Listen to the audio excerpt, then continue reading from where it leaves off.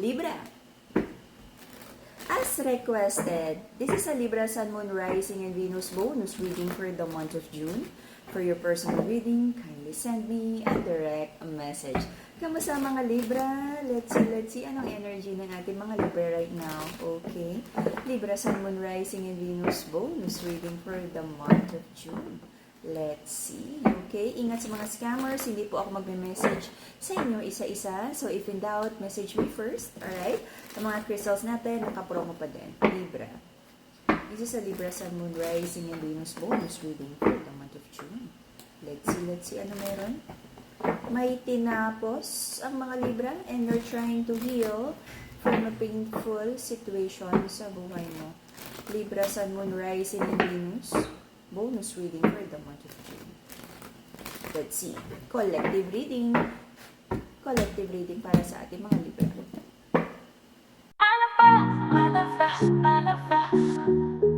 Kasunduan. Marami kang doubts about kasunduan. Right now, wala akong nakikitang maayos na pag-uusap. Communication in reverse. It could be misunderstanding, block communication, but gusto mong makipagkasunduan, marami kang doubts about this connection kung maaayos pa ba talaga. Sabi ng masculine, he's holding his cup of love, but kulang sa gawa ang masculine, hard work in reverse, and wala namang genuine offer. Kasinungalingan, fake offer, gustong mag-travel, move forward, iabot ang fake offer ng masculine, and being very wise. This is unconventional relationship, pwedeng same-sex, or walang commitment, casual, or it could be mag-asawa, but still, open relationship, very unconventional. Maraming duda, maraming chismis about this betrayal. Nagkaroon ng decision and realization na kung ano yung minamanifest for this connection ay hindi naman nangyari at nasaktan because of like mga betrayal, and someone is trying to move forward, painfully moving forward. Nagkaroon ng lies, cheating, dishonest energy sa connection na to. Someone is having a new beginning, a new cycle, and hindi niya alam kung paano siya magsisimula ulit.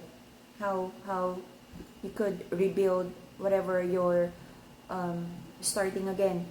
Nagkaroon ng sadness, disappointment. Someone is trying to avoid conflict, but nandun pa rin, no? Energetically attached, baka may galit na nagtatali sa inyong dalawa. Because trying to avoid conflict, may kalungkutan, but naisip niyo pa rin yung isa't isa. Resentment. Okay? To balance your energy, to ground your energy, Madagascar Black Tourmaline, the black crystal. Also, it protects you from evil eye. Okay? For your heart chakra, to heal your heart, emotions, emotional wounds, Madagascar Rose Quartz, the pink crystal. Okay? So, recent past, napakaraming baggages sa relationship, Libra. Maraming nangyaring unforgiveness, resentment, hindi nakamove forward, hindi naayos ang relationship na to. Walang naging pagbabago, paulit-ulit ang toxicity, and I feel the feminine step back. Recent past, nagkaroon ng pag-uusap, kasunduan. I think this is a very casual or civil conversation. Baka may pag-uusapan like properties, bata, ano pa yung mga dapat ayusin, closure, but maraming doubts pa rin, and may mga trust issues. May prayers and manifestations ang mga Libra na matapos na sana ang conflict sa buhay. Pagod na sa conflict, pagod na sa drama, pagod na sa unrequited love.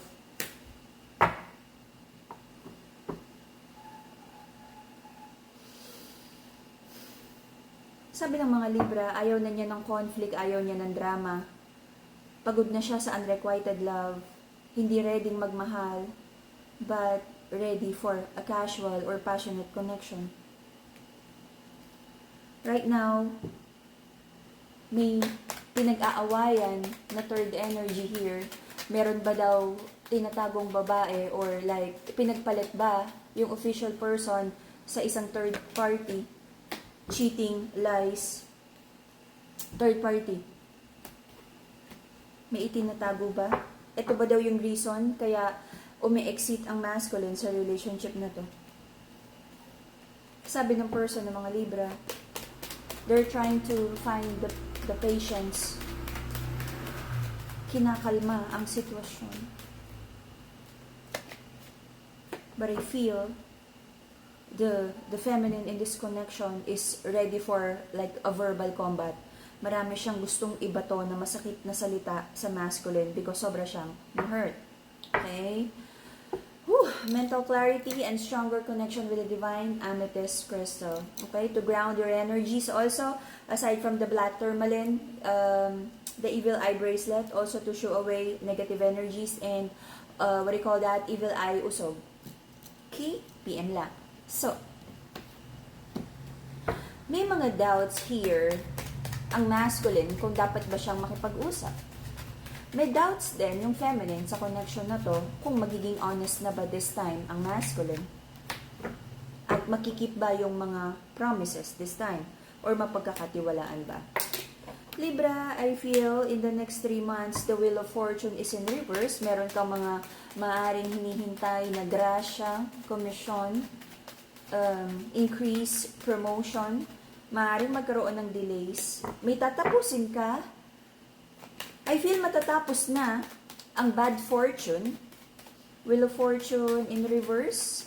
May ending daw sa karmic cycle. This is an ugly karmic cycle na matatapos na. Okay? Karmic energy. Tapos na.